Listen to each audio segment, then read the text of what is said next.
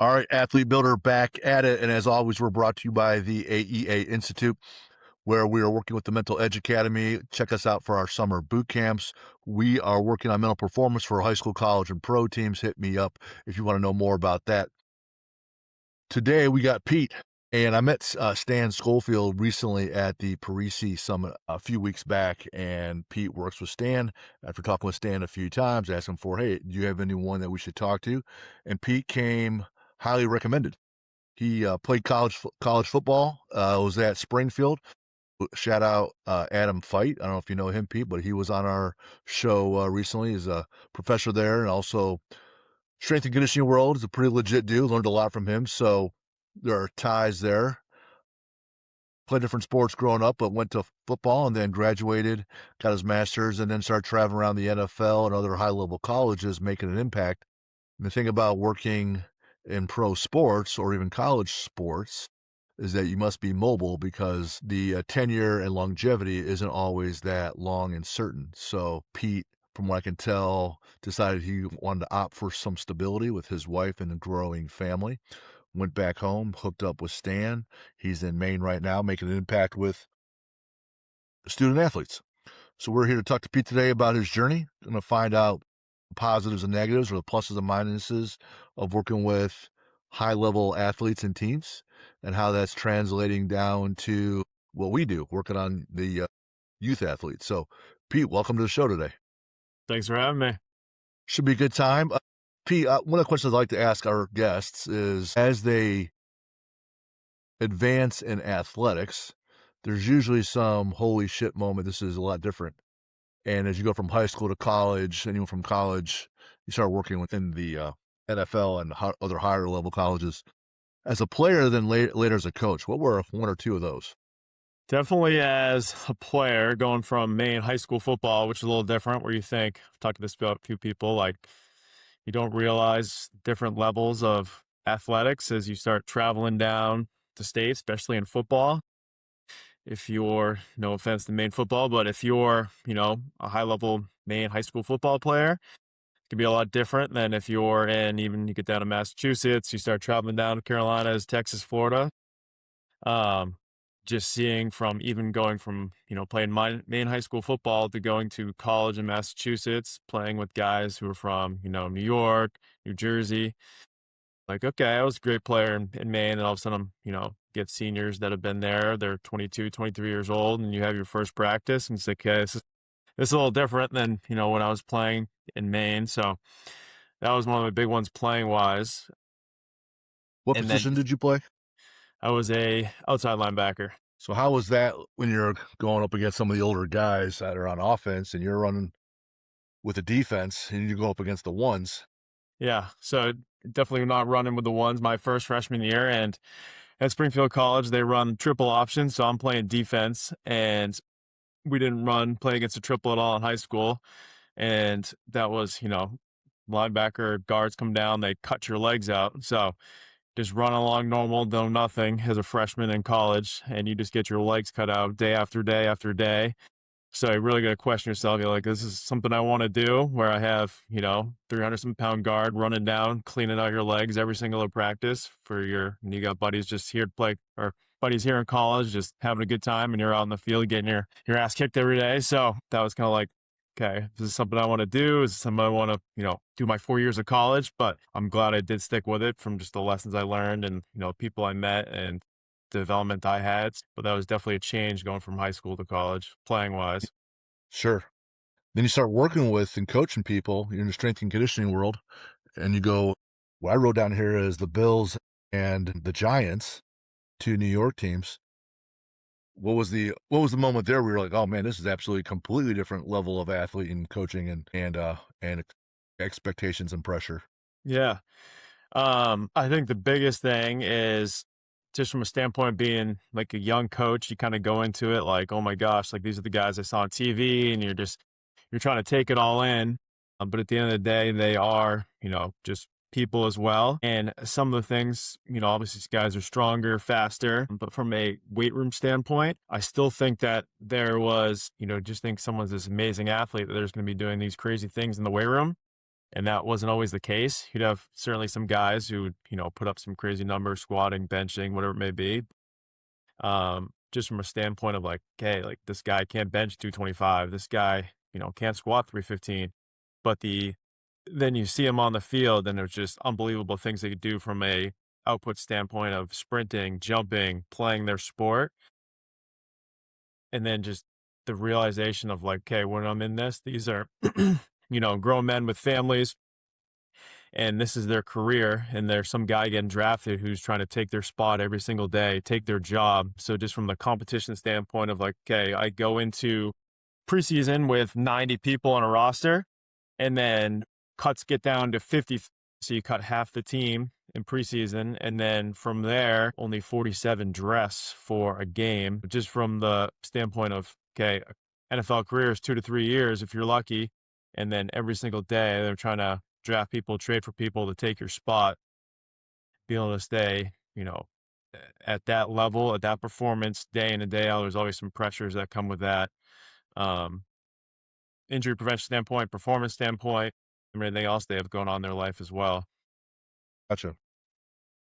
Can you highlight maybe a story or two or a thought that where there was an athlete at any level that got by really well on their natural abilities and didn't really have to work very hard Yeah. versus someone else who like wasn't nearly as athletic or as sound, but was in the weight room and also in the film room and did all the other things and made up for it that way. Just because there are different kinds of athletes, and some have to do more in the weight room, some have to do more with their nutrition, some have to do more with their film, some have to do less. So there's different kinds that make it to the top, and different ways are okay. So we're looking for talk about the different ways people made it to the top. Yeah. And I was talking about this some the other day that for some athletes, it might catch up to you when you get to college. Like, okay, I was dominant in high school. I didn't have to do technique work. I didn't have to learn plays, and I could go out there and just play. And then all of a sudden, I get to college, and I'm with people who are similar level, if not better than me. I get to know my assignments. I get to know my film. I'm not as strong as everyone. I can't get away with just natural ability.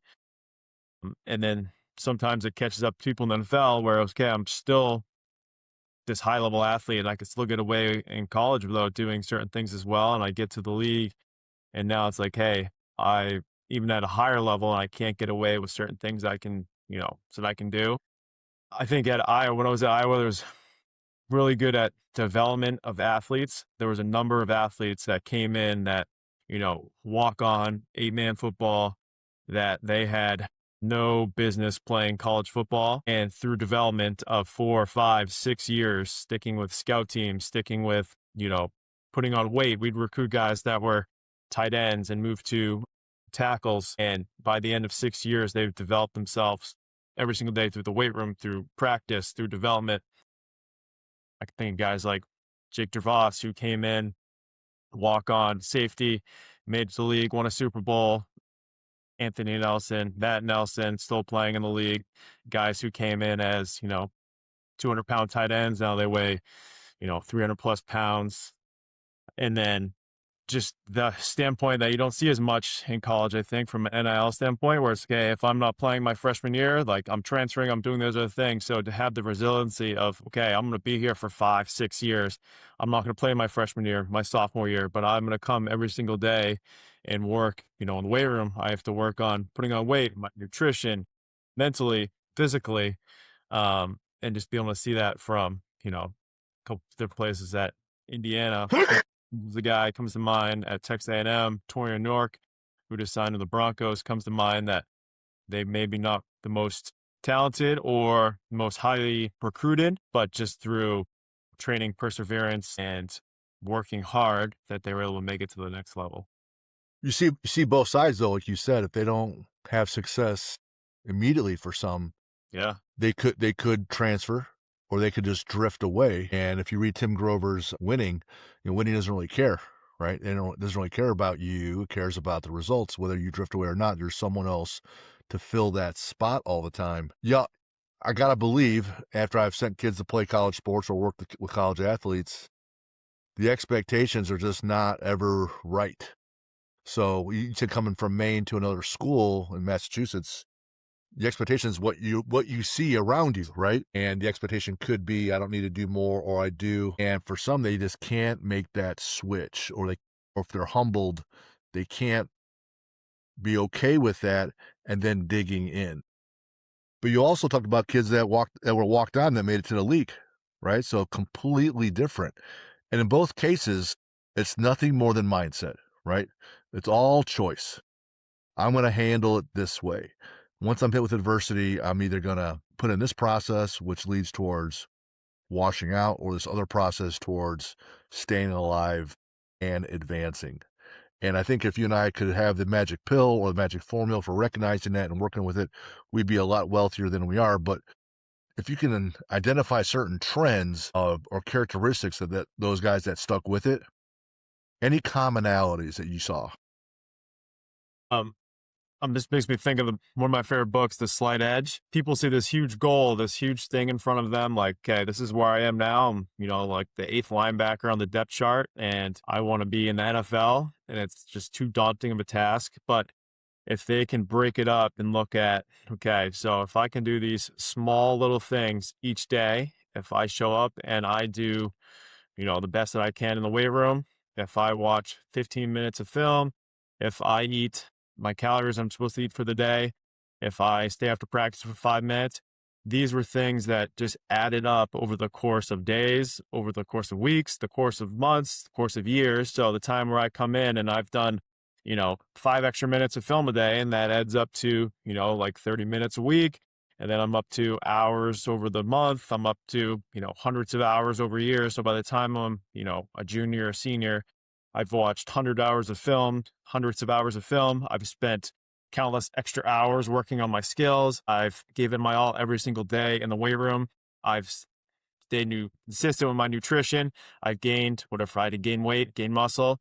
If I gained a half a pound, a week, a pound a week, 2 pounds a week, whatever I needed to do, where I am from, I am now to I am in 3 years. And I think some of the things that those people were able to do instead of just looking at this big picture was break it down into small increments and be like, okay, this is what I need to do today. This is what I need to do this week. And this is what I need to do this month. And if I can do these little things each and every day, then that puts a huge dent of where I am, in years from now. And I think that's something that's hard for a young athlete to do. You go into college and you get all these different changes going on, and being able to look at like these small things. How's this 5 minutes of extra catching after practice going to make me an NFL athlete when I'm, like the 10th receiver on the depth chart? But the ones who are able to persevere and have the discipline to do that. And I know it's talked about a lot, but like motivation, a lot of people are motivated when they get there. I'm at a big school, wherever I am, and I want to be the best, but all of a sudden it's like that motivation fades pretty quick.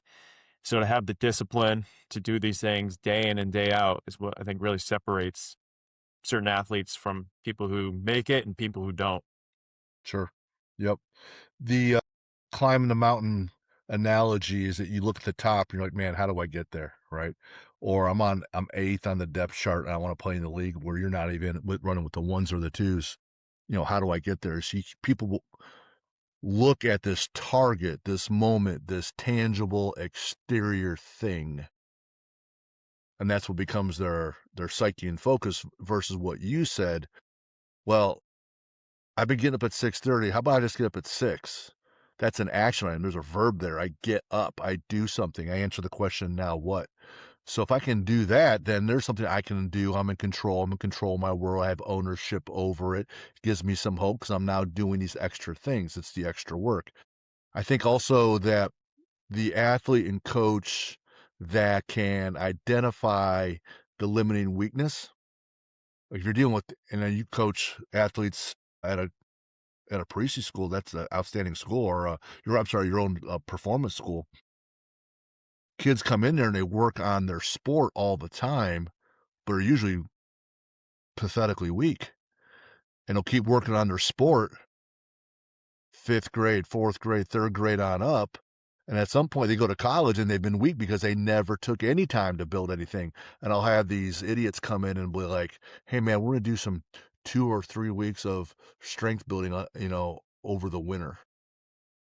And there's 49 other weeks, and I'm like, and then another year goes by, and you did 3 weeks of strength training over the winter, which is gone 3 weeks later.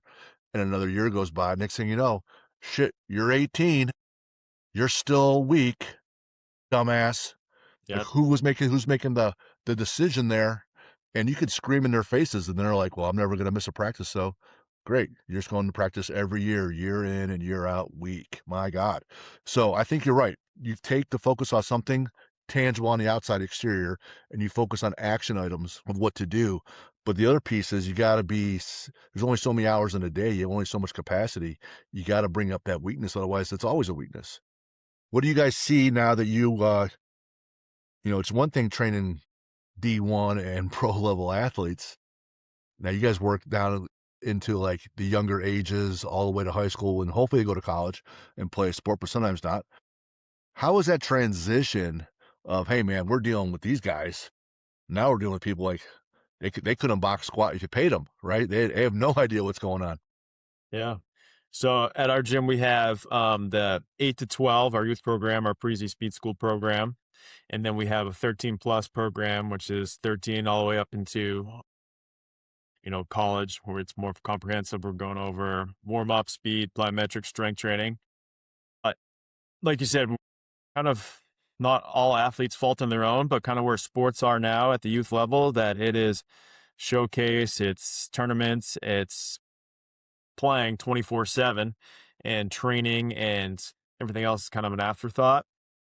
So just seeing these injuries some of these kids have now, which you used to see like working in college and older athletes, some of the injuries they have, you see some of these overuse injuries now in like 12 or 13-year-old kids. It's like, okay, this isn't good. And then talking about strength training, like you said, it's like, okay, we have, basketball, baseball, soccer, whatever it may be, and we got a 2-week gap here in the summer. We're going to do our strength training then.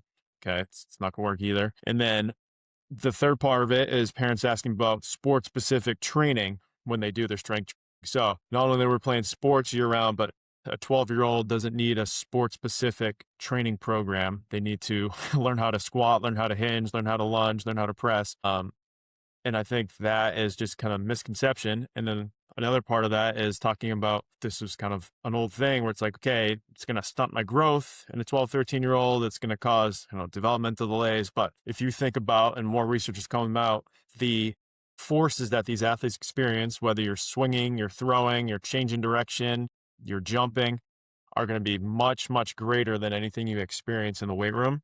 And the weight room is going to be something that helps prepare them for this to help reduce the likelihood of injury. So just a lot of misconceptions, I think, about training in the youth, and then just what the benefits can be from a youth training standpoint to not only help, you know, injury reduction, not going to say injury prevention because you're not going to prevent injury, but all these things that come along, which can help, improve physical enhancement from a speed, a power, agility standpoint, physical development from bone density, cognitive benefits of like neuromuscular outputs, and then just mental benefits of these kids play these sports year round and it's all wins or losses. And I think some of these kids don't have, they talk about it, they don't have the confidence in certain things because it's all about wins or losses. Whereas during training, you can kind of see some tangible evidence of, okay, I'm getting stronger, I'm getting faster, and that makes you a lot more confident when you go out on the court or the field, which a lot of these kids don't get too, because it's like, I get a couple of bats a day. If I'm having a bad week, a bad month, then, that's what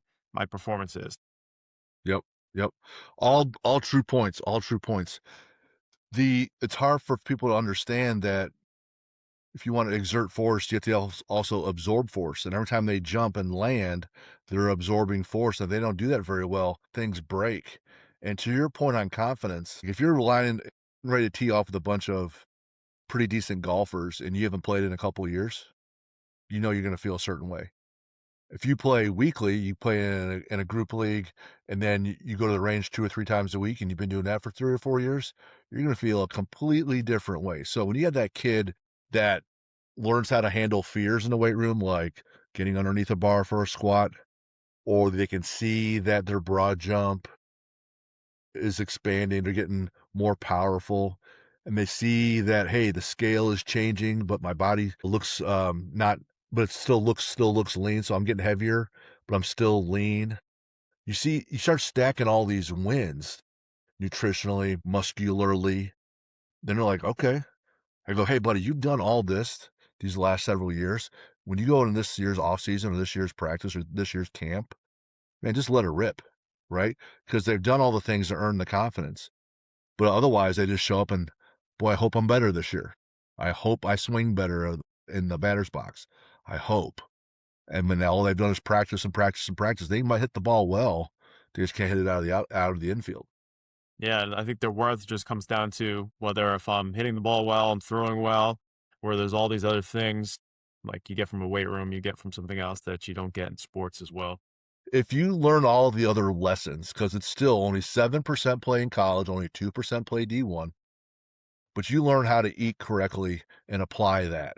If you learn how to recover from an injury or recover from a hard session of training, and you can apply that. And if you can learn how to lift and then apply that the rest of your life, whether you're busy because you have your own kids or you're a CPA during tax season, you understand the physical benefits of what you're doing, and they're going to apply later. So I know everyone wants to win, and that's great. But if you can't learn how to win then, it's super hard. And trust me, because I was just super fat and out of shape, couldn't squat or bench my own weight, couldn't run a mile in my 30s, and then had this bottom out moment that no matter what, you start applying these lessons the rest of your life because this is how you want to live for longevity.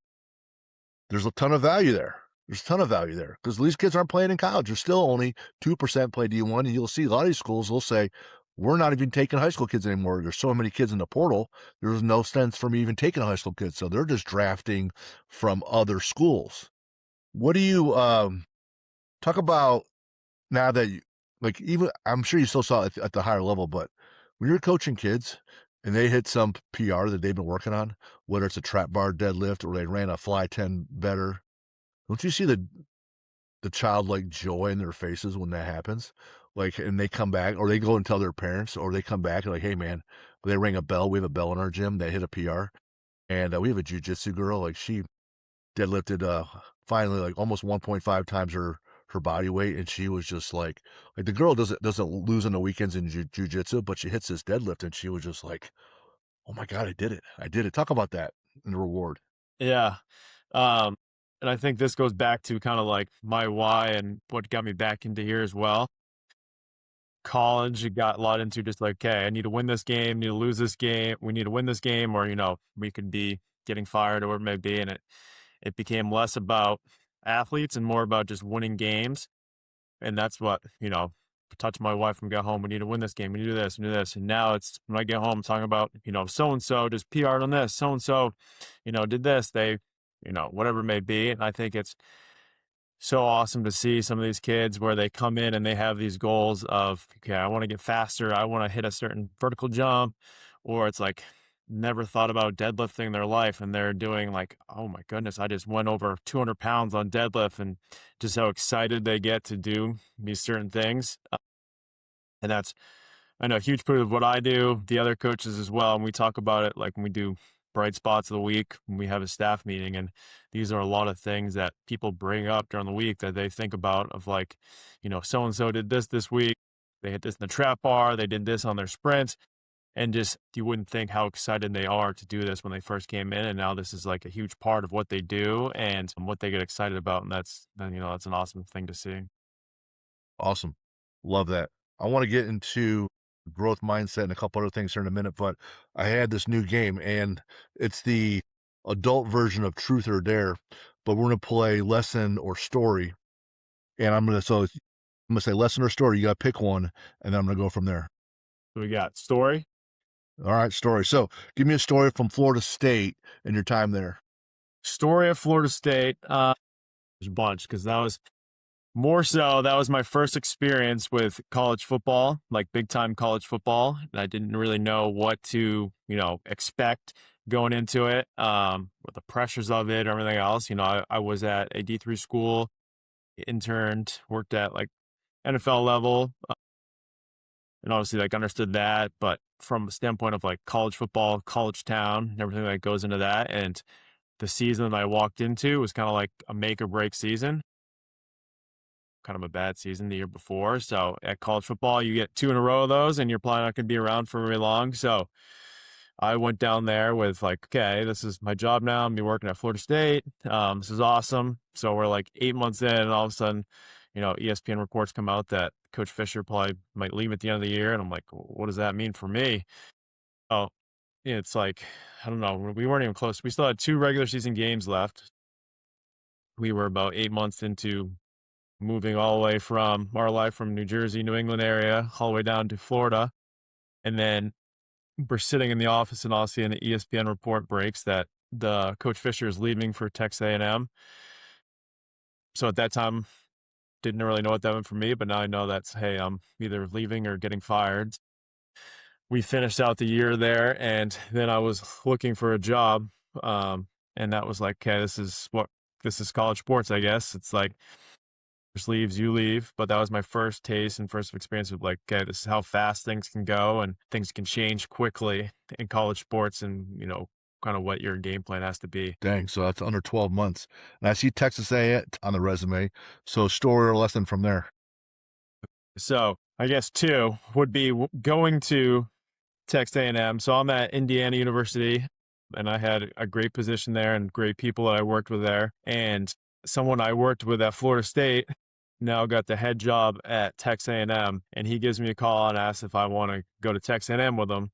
So that was a tough decision for a few reasons. One, the people I worked with at Indiana, Aaron Wellman, who's mentor to me and someone that, had the biggest impact on me in strength conditioning and outside of strength conditioning, and some of the other coaches I worked with there.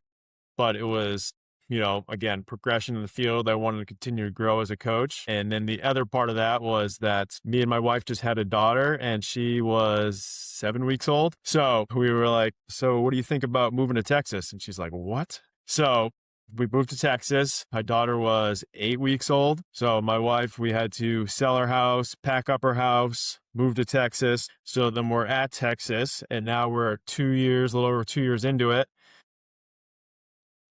It is my daughter's second birthday now. So great weekend. We got a bounce house. Some of the family came up, and we had just beat Mississippi State by like 50 points. Was a decent season we had. So like, all right, this is good. Going into next year, we got one regular season game left, and all of a sudden my wife's on social media and her face just goes white. She's like, oh my God. I'm like, what's wrong? And she's like, we're getting fired. And the news started breaking that they were going to fire the football coach, and which in turn means the whole staff gets fired as well. On my daughter's second birthday, let's remember that. Mm. And just after we won by 50 points, we find out at the end of the year we'll be getting fired, be looking for a job again. Had all our family up there. That was definitely an awkward time for them as well, but that was kind of like, okay, this is, I'd obviously had some good times there at Texas A&M, but again, this was like, okay, it was really got me thinking about if this is what I want to do now that I have a family, or, do I continue looking for the next job? This is like, I guess, the point where I finally started thinking about, what's next after this? Is it another strength and conditioning job in college? Do I look for something else? That was kind of a big turning point in my career. Dang. So game day, Florida State, you got the guy Seminole riding in on the horse, right? Texas A&M has the 12th man. Iowa, they're waving to that children's hospital after I think the third quarter. IU has those candy cane pants. The Bills have the Bills Mafia. The Giants are the New York Football Giants. And talk about the game day craziness that you'll see Saturday and Sunday or Sunday in the college and NFL level that you just don't see in other sports, that it'll totally consume a college town or a whole populace. Yeah, I mean, and you don't realize it until you're actually in a town like that, of how like just consumed everything is, from like businesses, from like the whole city, the, game day. And that's what kind of the focus is, especially in the football season, where just thinking about like a game weekend, we're playing on Saturday. It's like Wednesday and Thursday, and RVs start showing up to camp out. Students are lined up like, mile long in tents, waiting for tickets. It's been talked about all week. And then especially on game day, way like Texas A&M, you have 100,000 plus students and fans in the stadium, like every single game, whether we're doing well, whether we're not. Same thing with Iowa. That place sold out and was rocking every single game. And it was just a crazy experience that you don't really understand until you're in it, where it's like that's something you miss too, where you have these well, when you're winning games, but just from the standpoint of you don't realize how rocking these places getting, how it consumes the student body, it consumes fans, the town, the city, and when you're doing well, it's like changes the whole aspect of businesses, vibe of where you are as opposed to when you're doing well and it's doomsday. But it really was an awesome experience to play at Ohio State, play at Texas A&M, Alabama night game, played at a whiteout at Penn State. Some things that, people won't get to experience being on the sideline for games like that. And that's something that, memories I'll have. And I'm really appreciative that I got to go to some of those places like that. Yeah, if you have college game day, it just keeps getting bigger and bigger, or a big noon Saturday, and like that just brings out more and more folks. Like there's people like my daughter goes to Alabama, and she's graduating here this semester, and she's like, if college game day shows up, there's people that like the game will still sell out, but people will still be at college game day like lining up the night before, Yeah. and businesses will shut down so they can watch or attend. And it just like in Alabama, there's nothing else. There's Auburn, there's Alabama, and then there's Birmingham, but there's no pro teams Yeah. for any sport. So those are the pro teams for the entire state. And it's like 90% Bama, 10% Auburn. It just gets to be crazy, but super fun. Like Yeah. even my mother-in-law and father-in-law, they're in their 70s and they don't miss Pat McAfee. They think he's the coolest guy ever. And they're like 76 and they're sitting there watching, drinking a beer at noon. But like, oh man, Pat's going to jump off this diving board down at University of Miami, and they'll be calling us, hey, did you see that? And like it transcends different generations. Yeah. So, yes, this isn't a good transition, but it's still going to be the transition. One of the things you wrote down about being a good teammate is having a growth mindset. So, first, I wanted you to define for us what does that mean in terms of what you're building with athletes, a growth mindset? Yeah. I think from a standpoint of myself, a growth mindset where I go through and like as a strength coach, you have a certain mindset of how things should be done, certain lifts, certain way you do speed work, conditioning, whatever it may be. And as a young strength coach, think you know a lot of things and you're set in your ways. And that was one of the beneficial things of working at a number of different places to see like all the different ways things can be done and how they work at different levels and they can be done well doing different things. They don't have to be done, just because someone says this or just because this is what I thought, but being able to take different things from different places and expand upon that and realize like, okay, there's more than one thing, more than one way to get this done. And then just from an athlete standpoint of, you know, kind of talked about it earlier, but where I am now and where I want to be and how I kind of break this up. And when we do have athletes coming here for the first time, we sit down and we talk about training goals and makes them think about, okay, this is where, these training goals have. I want to get faster. I want to get stronger. I want to have better agility. And then we talk about if you do these things, like you get stronger, you get faster, you have better agility. What's a goal you have for yourself in the next year, the next, year and a half in your sport? And how are these things going to help you, reach that goal? And what are the steps we're going to take to get there? And really makes them think. I think the first time a lot of them have done goal setting and broke this down into, how am I going to do these things to get me to my goal? How am I going to get stronger? How am I going to get faster? How am I going to improve my agility? And how this is going to ultimately lead me to my goal, making varsity as a freshman or being all conference, whatever it may be, and being stuck in the same mindset of this is how I did it before. This is how I'm going to continue to do it is not necessarily going to take them to where they want to be. So teaching them that is a big part of what we do as well. Also, I find like with student athletes or just people in general, it's hard to know the all-encompassing process. So if I'm walking an athlete through it, I'll just start with their mindset.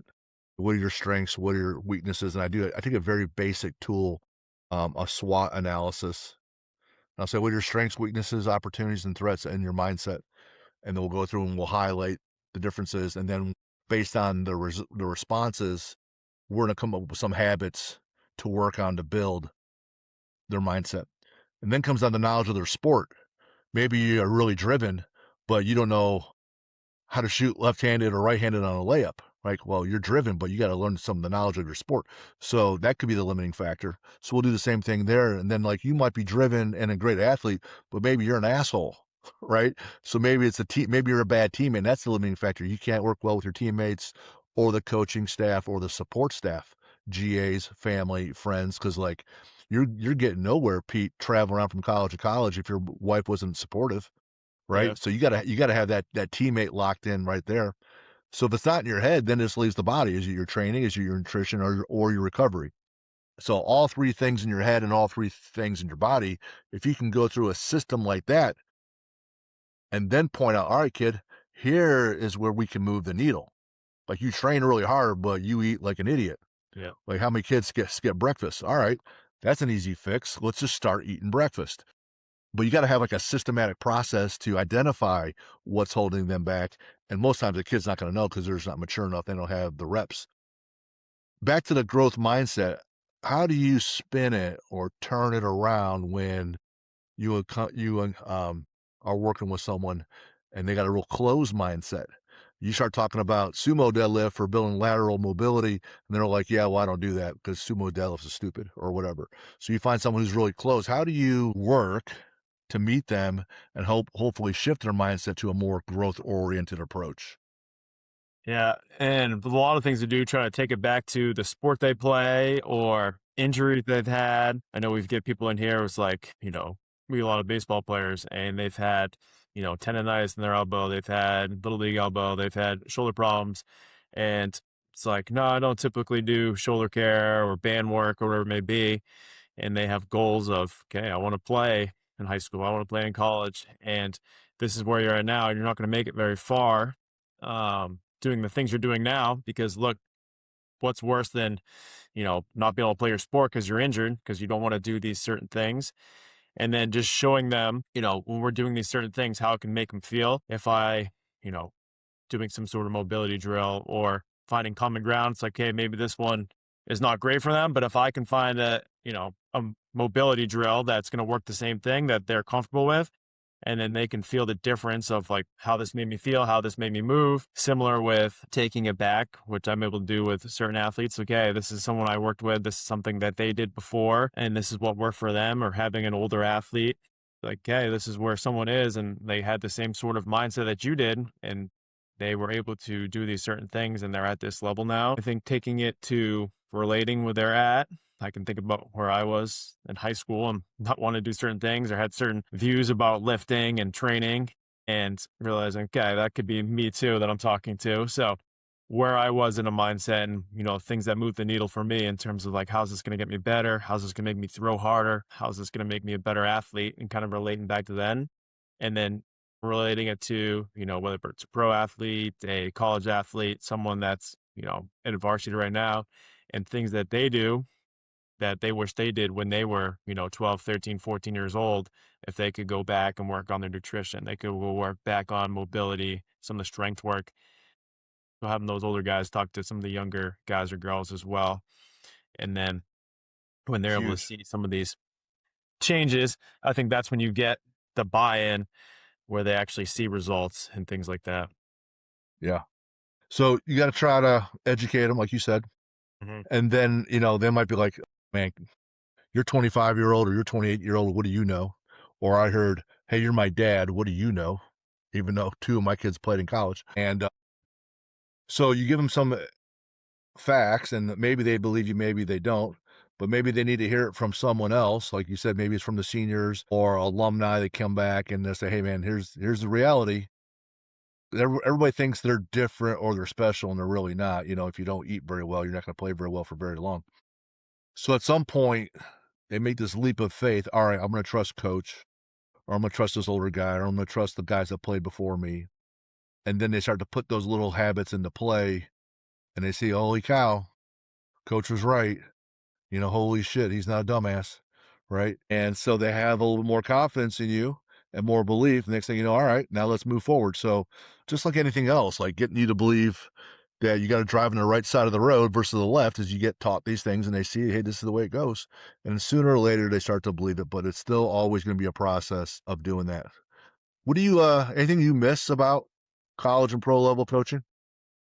Yeah, there's certain things that I miss. I think more of that, team atmosphere where you've worked hard all off season. Think about like a football season where you have January off season, February, March, April, May, June, July, August. Most of your time is spent in the off season just training and working for these games. So when you get up to uh, you know, game day, they just mean so much. You get 12 a year. And like we talked about, like the lead up to games, the atmosphere there, and being able to go in and win a big game with a team that you train with for so hard for so long is just a really good feeling to see some of those athletes, excel at certain games and, go in and win a game like that. That's something they don't always get with, working with certain like private setting or whatever it may be. So I think that's a big part of it too, kind of that team atmosphere that you don't get always with anything else. It's pretty rewarding though, even if you're coaching in the gym setting where someone goes to high school or college and they come back for a visit and they stop in, they've had some success, they share some stories because even your own story,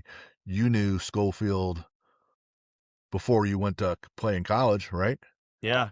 I'd say, And yeah, so two you things with that would be our athletes here, which is awesome, where like we track, okay, the things that they're doing in their high school seasons, when they go to college, what they're doing, just when they come back and be like, okay, I had this goal when I came in, and a couple years later, I made, sectionals, I made whatever it may be. So that is something that definitely one of the biggest highlights of my job is to see athletes come in with this goal and able to meet it, whether it's a year from now, 2 years from now.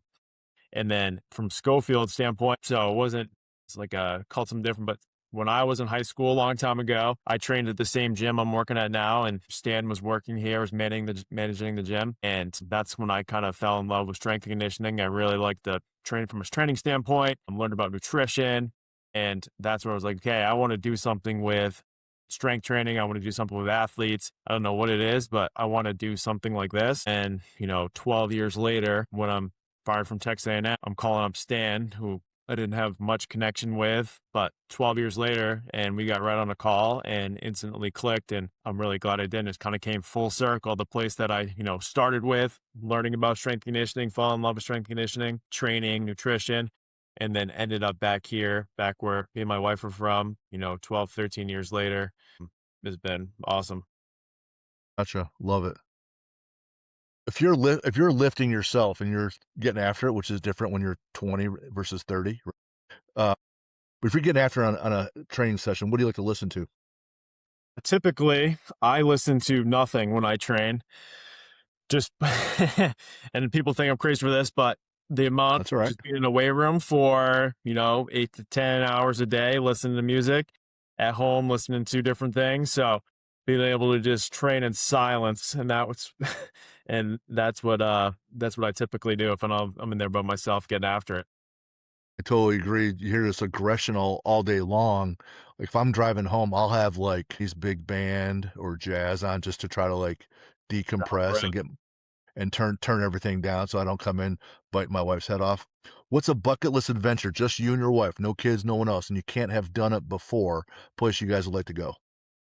Let's see. We've been somewhere tropical, probably somewhere like Italy with my wife. Fun. Are you near Acadia? Not too far. Get to Acadia, yeah. My wife and I went there once. We love national parks because we're Yeah. dorks and we like to hike, but had a great time out there. Went on this boat to um, pull up these lobster out of their Yeah. these baskets, and it was awesome. Favorite sports movie? Miracle on Ice. Okay. Favorite sport to watch? Football. Favorite athlete? And could be alive, could be dead, doesn't matter. Um, Favorite athlete. I would say, I don't know. Favorite athlete I worked with, I can think of Cam Jones, not like well-known athlete, but one of the awesome guys I worked with. Awesome. Favorite book? You got a book recommendation? In terms of just not strength and conditioning, Unbroken. Really good book. Is that Samperini? Yes. Yeah. So, my God, like just when you think he's kind of about to get a little bit better deal, it gets worse. It does When you every think single time. when you think he's going to die out there in the water, and he finally gets saved, oh man, things are gonna start picking up. Prisoner No, camp. prisoner camp, and then when he changed camps, oh, this is gonna be better. No, Yeah. my God, talk about amazing Yeah.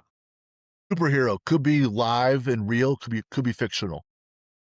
My wife. You said that because she's gonna be listening to this, isn't he, right? That's why you said that, Hopefully, right? maybe she will, but definitely is between all the things I put her through and moves and kids, and so How about a villain? big fan of the Batman series, so the Joker, Which version? the newer ones. Okay. Awesome. So I like Heath Ledger, that'd be my favorite Joker. Favorite lift? Squat. Most you've ever done? Most ever done probably when I was graduate assistant, like 415. Nice. You a fan of the box squat? I am. Yeah, me too. Most people are, much better with their quads, so now I can develop their hips and their glutes, like big vertical shins. Uh, alright. You have a quote for us? I think I don't know who this is from, but one that I've kind of gone from is under promise, over deliver, and lead from the front. Beautiful. Where can we find you? Where can we find Schofield Sports Performance? Where are you guys at?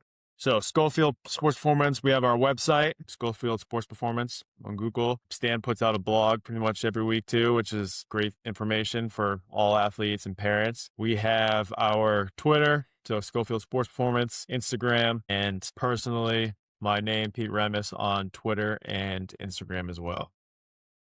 And that's Remmes, Remmes, everybody. Correct.